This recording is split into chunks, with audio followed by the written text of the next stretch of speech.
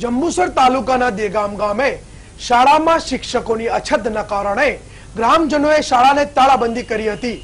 શિક્ષકોની અછતના લીધે વિદ્યાર્થીઓનું ભાવિ ઘડતર અંધકારમય બની જશે, જેથી સરકાર આ વિશે કોઈ વહેલી તકે પગલાં લે તે ઇચ્છનીય છે।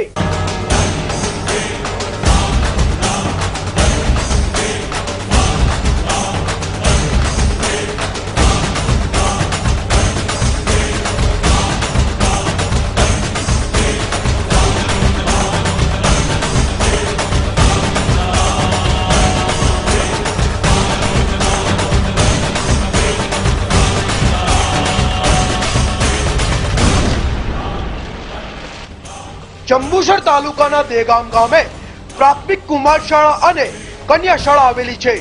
આ બંને શાળાઓમાં 980 વિદ્યાર્થીઓ અભ્યાસ કરે છે। શિક્ષકોની અછતના કારણે વિદ્યાર્થીઓનું ભાવિ અંધકારમય થઈ ગયું છે। શિક્ષકોની ઘટ બાબતે વિદ્યાર્થીઓના વાલીઓએ વખતો વખત રજૂઆત કરી હોવા છતાં શિક્ષણ વિભાગ દ્વારા આ સમસ્યાનો ઉકેલ આજ દિન સુધી લાવવામાં આવ્યો નથી। કુમાર શાળામાં 9 શિક્ષકો અને કન્યા શાળામાં 8 શિક્ષકોની ઘટ છે। છેલ્લા 2 વર્ષથી શિક્ષકોની ઘટ હોવાથી વિદ્યાર્થીઓનો અભ્યાસ વંચિત રહે છે।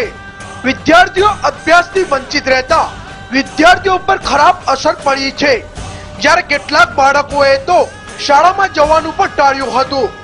શિક્ષકોની ઘટ વચ્ચે દિન પ્રતિદિન કથળતી જતી સ્થિતિ ચિંતિત બનેલા વાલીઓએ પ્રાથમિક શિક્ષણ અધિકારીને લેખિત ફરિયાદ પણ કરી હતી, ત્યારે ગ્રામજનોએ 10 ફેબ્રુઆરી સુધીમાં શિક્ષકોની જગ્યા ભરવામાં આવે તેમ જણાવ્યું હતું, પરંતુ આ સમસ્યાનો ઉકેલ નહીં આવતા ના છૂટકે ગ્રામજનોએ શાળાને તાળાબંધી કરી હતી।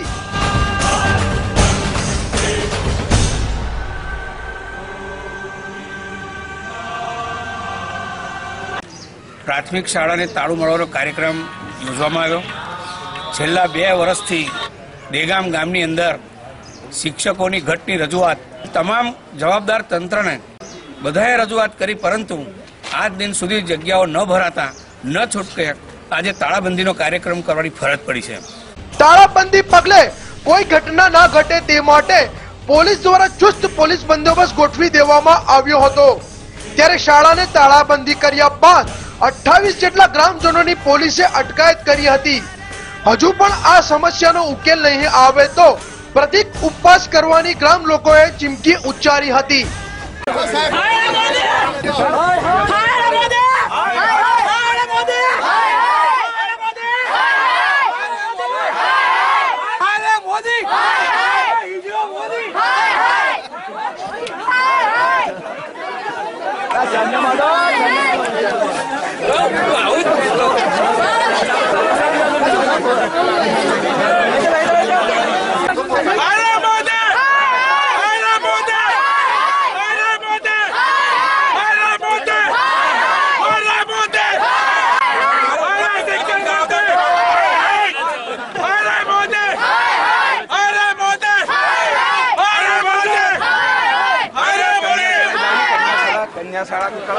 આગામી તંત્રને દેગામના ગ્રામજનો વતી ચીમકી આપવામાં આવે છે કે આગામી સમયમાં અમારા ગામે ઘટતા શિક્ષકોની ભરતી કરવામાં નહીં આવે તો તારીખ 5/3/2014 ના રોજ ગામજનો પોતાના બાળકો સહિત તાલુકા વિકાસ અધિકારીની કચેરી ખાતે 1 દિવસના પ્રતિક ધરણા કરશે।